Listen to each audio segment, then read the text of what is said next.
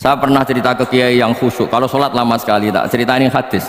Nabi itu gak pernah menegur orang yang sholat cepat, yang ada itu sanad negur sholat lama. Terus tak cerita ini hadisnya Mu'ad, tertawa-tawa deh. Gus, kamu itu raan kok masih punya dalil? Saya punya sanad. Ada nggak sanad Nabi negur orang yang baca surat pendek? Nggak ada. Yang ada itu yang baca surat panjang. Nanti bisa direvisi sama Habib Jitin kalau nggak cocok, tapi ini yang rileks saja karena potongan Islam Jawa ini kalau tidak berat nggak akan kuat. Jadi ya sudah, inna minkum munafirin katanya Nabi, sholat yang terlalu lama itu munafir kata Nabi. Afattanun anta ya Mu'ad, kamu bikin umat ini nggak nyaman karena kalau kamu jadi imam tuh lama sekali. Ini alhamdulillah betul, hadis ini harus kita hafal betul.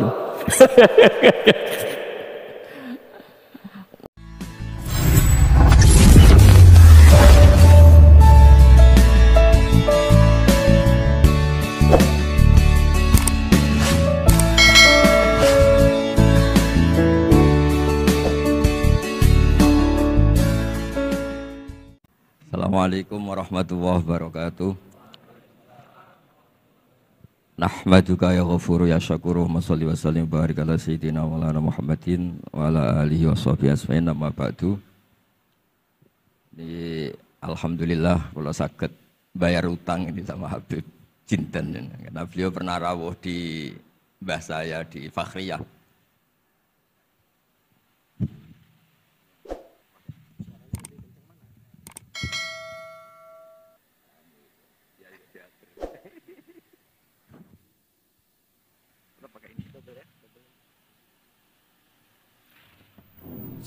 Cukup.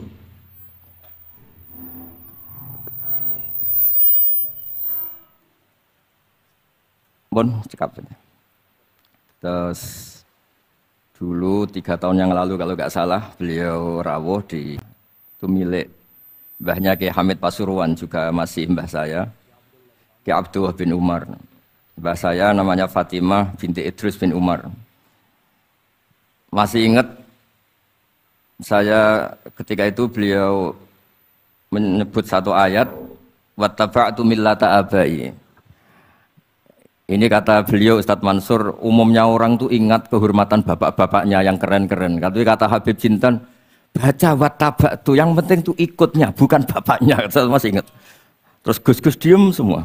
Sadar kalau dimarahin Habib Jinten. Jadi ya Gus-Gus diluk semua. Tanya kenapa diluk? Ini orang dari Jakarta kok marah Gus.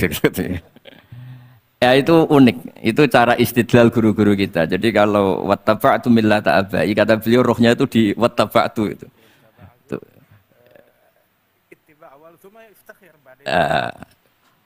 Ittiba awalan baru bangga dengan bapak-bapaknya. Jangan bangga dulu, nggak ittiba gitu. Jadi alim dulu, baru bangga Habib Jinten. Jangan bangga muridnya Habib Jinten, nggak alim-alim. Gitu Bebe.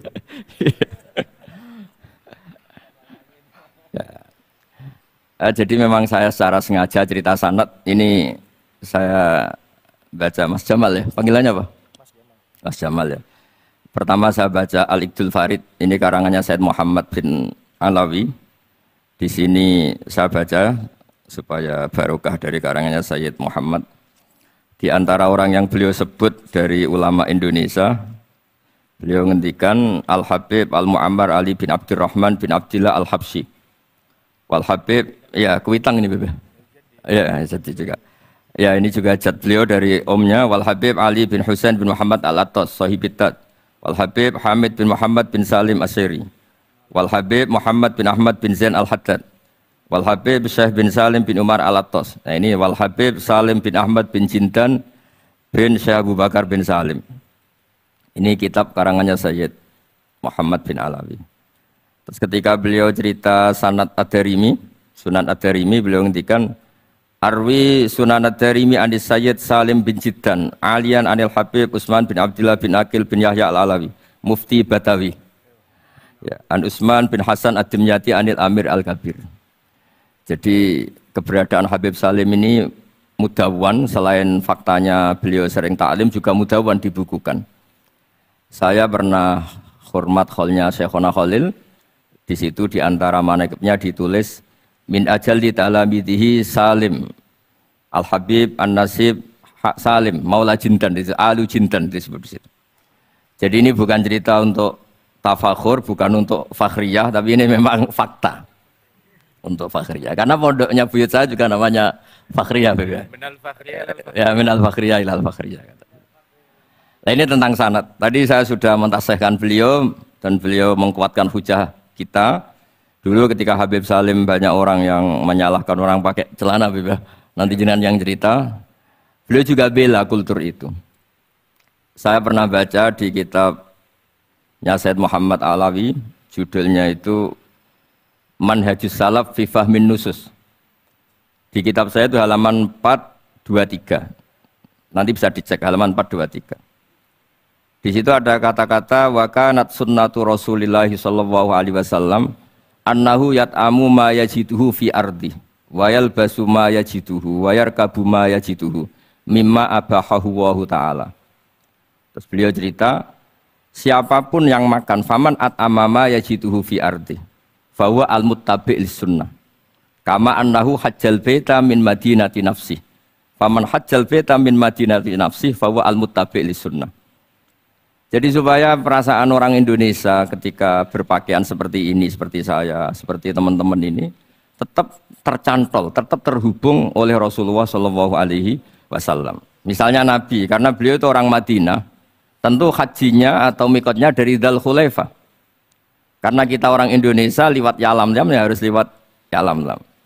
Waqata Rasulullah li ahli Madinah Dzul Khulaifah, wa li ahli Syam al-Juhfah, wa li ahli Najdin Qornan, wa li ahli Yaman Yalamlam.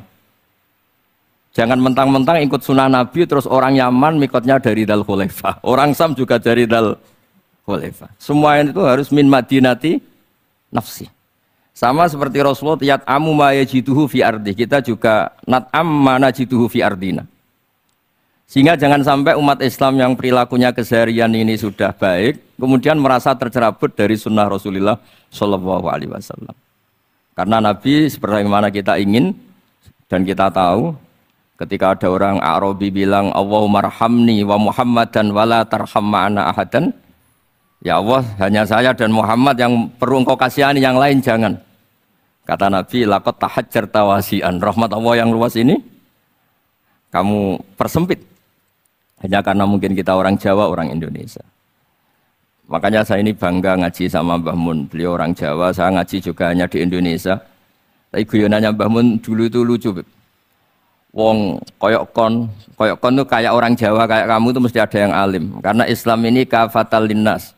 Makanya yang ahli nahwu itu Imam Sibawayh, padahal beliau Persia. Imam Ghazali juga bukan orang Arab, tapi alim hujatul Islam. Karena Allah ingin memaklumatkan bahwa agama ini kafatal linnas. Bukan milik orang Arab saja, bukan milik siapa saja, tapi kafatal linnas. Makanya kita harus bangga dengan tradisi para habaib. Ada Rauhah Bukhari.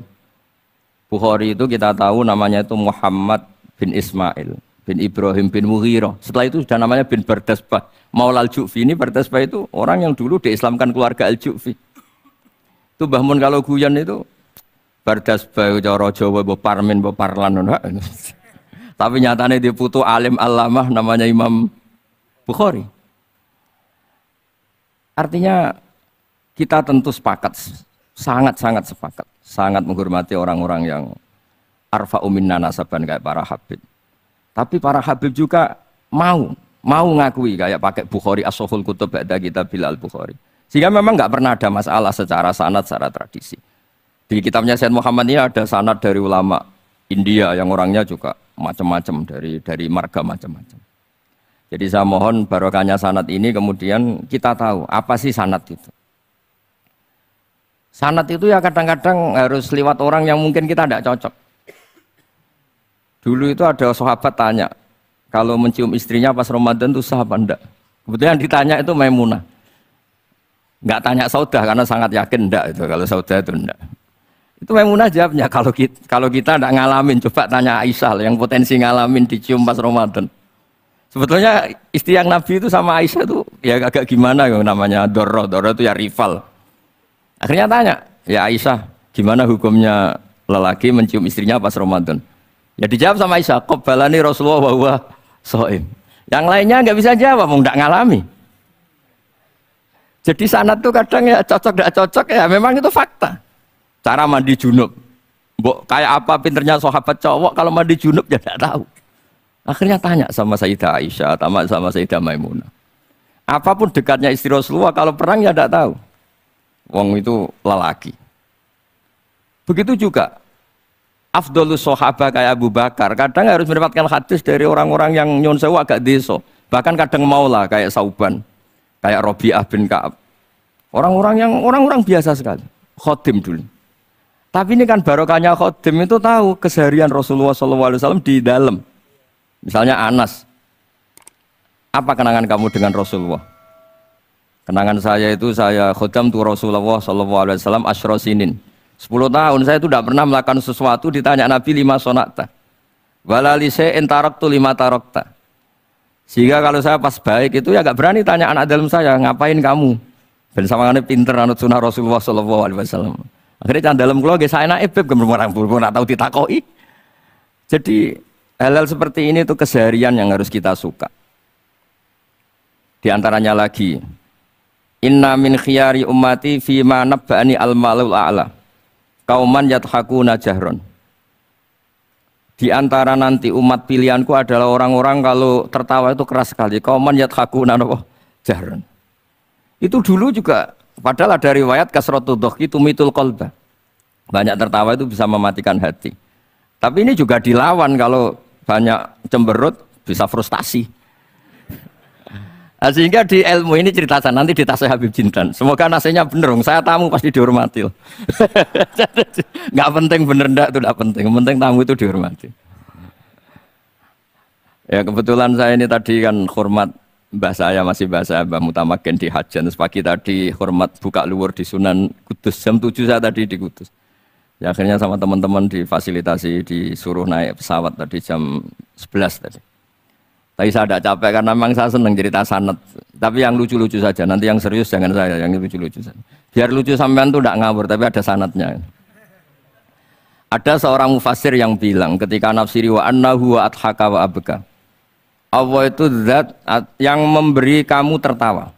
Mbok kamu ingin susah, tidak akan tertawa. Tapi kalau Allah menghendaki ya tertawa aja. Ada orang miskin frustasi, maunya gak tertawa. Tahu-tahu jalan-jalan ngerti badut, ya akhirnya tertawa. Ya karena adhaka itu fi'lullah. Kalau Allah menghendaki mau apa? Karena adhaka itu fi'lullah. Gak bisa. Orang yang baru seneng kayak apa, gak ingin nangis. Tapi kalau Allah menghendaki wa abka, dinangiskan ya tetap menangis. Wa anna wa adhaka wa abka. Karena kita ini semua adalah objek oleh kudrahnya Allah Subhanahu wa ta'ala. Saya itu sebenarnya paling gak ingin ngaji bareng Habib loh. Selain kalah nasab ya kalah ganteng. Ya tapi ditakdir mau apa? Ya sudah sami'na wa ata'na. Jadi saya saat ini tidak cari pahala benar, tapi pahala tawadhu karena diundang ya. Sudah penting benar salah, penting tawadhu. Jadi saya tadi sedang rayu sama Allah, ya Allah, saya kali ini tidak cari benar, cari tawadhu. Sudah mesti pahalanya besar tawadhu itu. Jadi supaya Islam ini gampang ya. Saya pernah cerita ke kiai yang khusyuk. Kalau sholat lama sekali, tak cerita ini hadis. Nabi itu gak pernah menegur orang yang sholat cepat. Yang ada itu sanad negur sholat lama. Terus tak cerita ini hadisnya Mu'ad, tertawa-tawa deh. Gus kamu itu raan kok masih punya dalil. Saya punya sanad. Ada nggak sanad Nabi negur orang yang baca surat pendek? Nggak ada. Yang ada itu yang baca surat panjang. Nanti bisa direvisi sama Habib Jitin kalau nggak cocok, tapi ini yang rileks saja karena potongan Islam Jawa ini kalau tidak berat nggak akan kuat.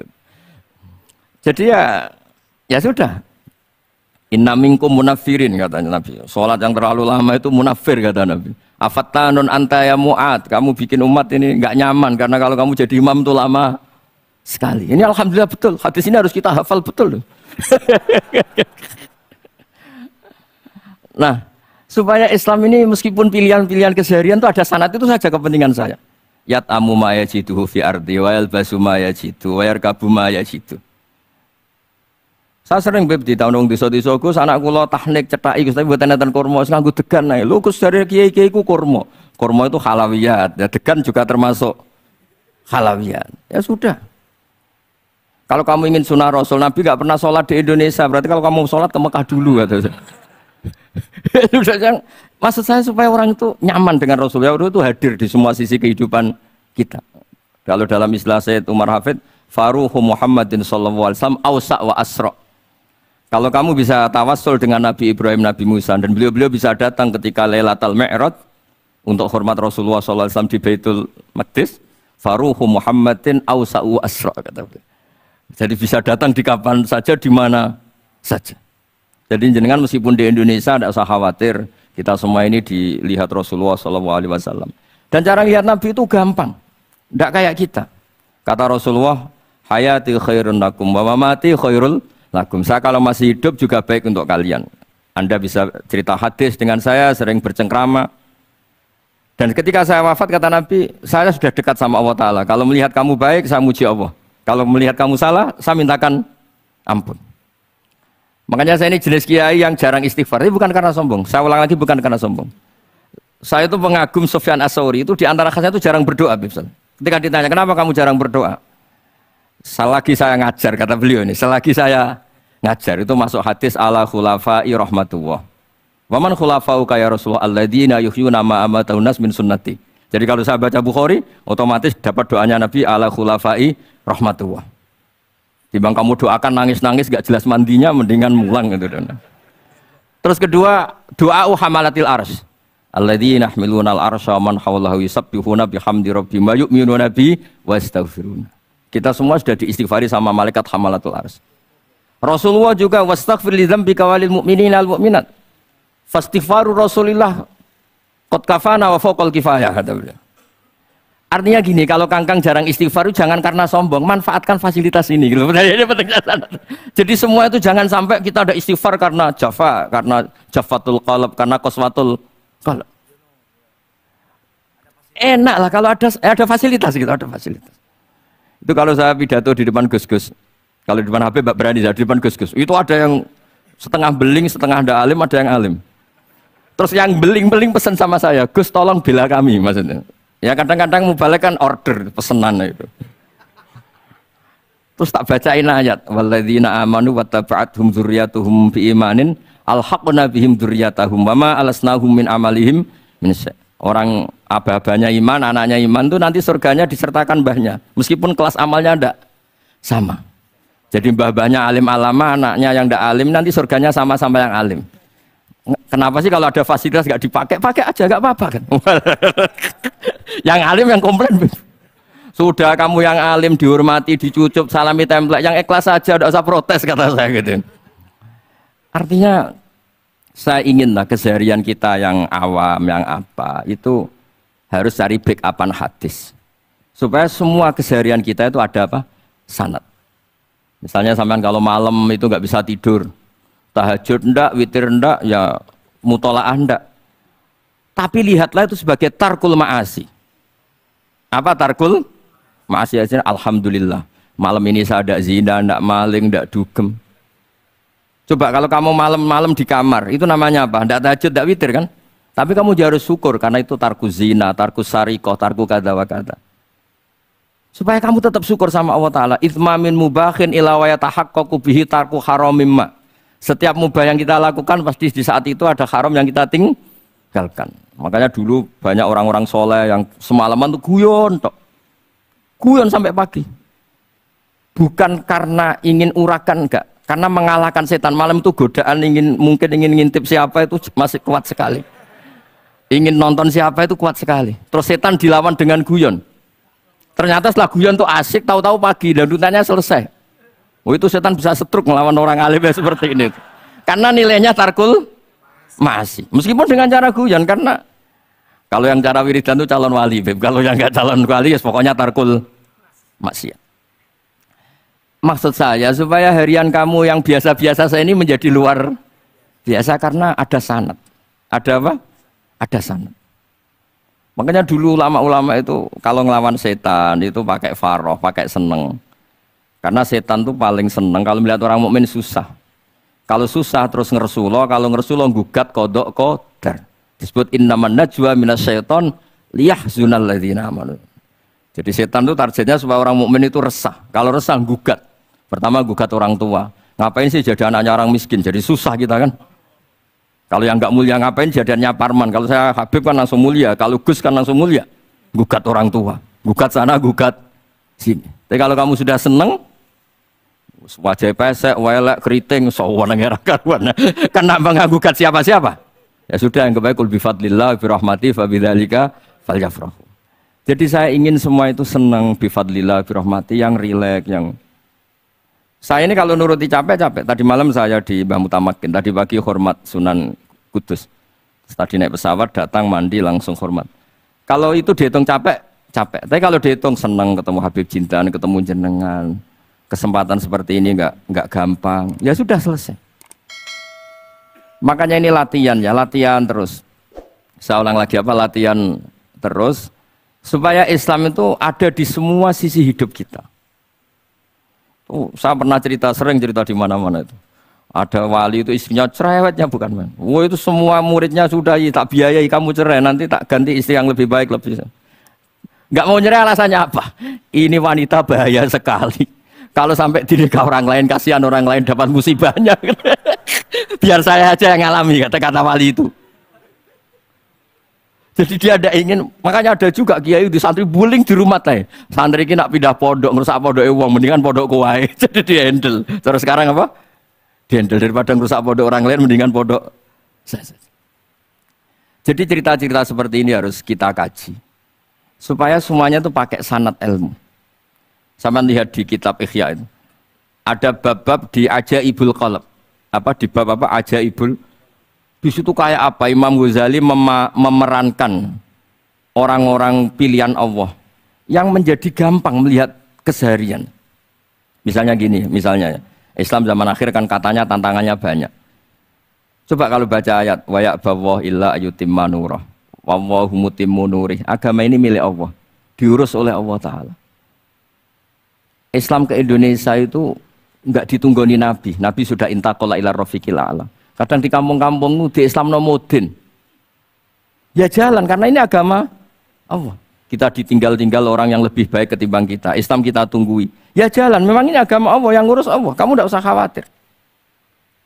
Jadi seneng kita bukan karena dablek, karena yakin jaminan Allah Subhanahu wa taala. Jangan sampai kamu itu seneng karena dablek, karena arogan, jangan. Karena bidomanillah, yakin bidomanillah wa bi kafalatillah. Seperti senangnya Sayyid Abdul Muttalib. Ketika Ka'bah mau dirubuhkan Abraha, ada penyerangan Abraha. Ini yang Mbah Mun sering cerita ini. Wah itu semuanya kalah. Terus takok, man Sayyidu Hadil Wadi? Siapa tuan di sini? Abdul Muttalib. Abdul Muttalib itu datang dengan wibawanya yang luar biasa. Abraha itu sampai bingung dia. Kalau duduk di singgasana dia disalahkan orang banyak. Karena raja kok duduk berdua sama orang yang tidak raja. Kalau Abdul Muttalib di bawah, dia nggak punya nyali karena ada haibahnya Sayyid Abdul Muttalib. Oh, oleh takdim luar biasa. Setelah itu tanya, apa keinginan kamu? Saya tidak ingin perang, saya hanya ingin merobohkan Ka'bah. Ternyata Sayyid Abdul Muttalib jawabnya apa? Unta saya yang 100 lo kembalikan dulu, tidak usah cerita Ka'bah. Kagetnya bukan main Abraham. Kamu ini pemimpin yang nggak benar. Ka'bah itu dinu kawadinu abaik, itu kan agama kamu. Mau saya robohkan kamu malah bicara onta. Ini kamu itu pemimpin model apa? Jadi saya nyesal hormat kamu. Ternyata kamu mental kamu hanya mikir apa? Onta. Tapi jamnya Abdul Muttalib itu unik. Inna lihadal bait rabban hamaluk. Onta itu milik saya, kembalikan dulu. Kalau Ka'bah itu milik Allah, nanti diurus yang punya. jadi di balik seenaknya itu ada tauhid yang luar biasa. Makanya saya termasuk kiai yang nggak susah kalau mau mati. Kalau mau mati, mati aja. Saya tidak mikir kalau setelah saya ini agama gimana ya, gak gimana-mana. Agamanya Allah Ta'ala. Jadi dibalik, ya secara lahir kan seenaknya. Ternyata innalihadal bait rabbana hamahu. Kabeh itu ada yang punya, nanti biar diurus yang punya. Nah maksud saya, kalau jenengan ini kan insya Allah dablek semua. Kawin ya nggak mikir, istri saya nanti makan apa. Ya kan? Masa depan kamu ya tidak dipikirkan, warisan nggak punya apa-apa, nggak punya ya sudahlah. Bukan karena dablek, karena tawak. Itu saja pokoknya saya ingin ngomong, pokoknya perilaku Anda keseharian itu jadi energi to'at. Ya, perilaku keseharian Anda ini jadi energi apa? Itu saja. Barokahnya kamu ngaji napa sanad. Itu dulu ada ulama miskin sekali. itu tiap pagi datang ke gunung paling tinggi, terus dia duduk itu agak-agak angkuh itu. Siapa yang lebih raja ketimbang saya? Terus ditanya, kamu tidak raja kok merasa ukuran raja itu tidak ada yang berani nyurus. Di sini juga gak ada yang berani nyurus saya. Lu itu sudah bisa syukur sampai mati. Karena sekali dia kumpul orang, lihat orang naik Alphard ngeluh, lihat orang punya istri cantik ngenes, lihat apa ngenes daripada gitu naik ke gunung. Siapa yang bisa menandingi keladatan saya dalam hidup ini? Ana ma Allah wabillah ngomel-ngomel sendiri. Tapi itu cara dia syukur. Cara dia apa? Syukur. Dan akhirnya betul dia punya sanad. Mangkana aminan fi sirbih mu'afan fi jasadi intahu kuntu yaumi faka'anna ma khizat lahu dunya bihadzafiriya. Ya sebentar orang itu sehat, ya aminan fi sirbi mu'afan fi jasadi intahu kuntu yaumi faka'anna ma khizat lahu dunya bihadzafiriya. Jadi ini madhab saya karena saya diundang di sini pasti Habib Jiddan juga ingin khas saya. Jadi kalau saya pura-pura tawadhu, pura-pura baik kan kaget. Kenapa Gus Bak sekarang jadi baik kan nanti? Ya ini anggap saja jujur. Ya kok rubah. Nggih ngoten mawon mugi-mugi barokah. Assalamualaikum warahmatullahi wabarakatuh.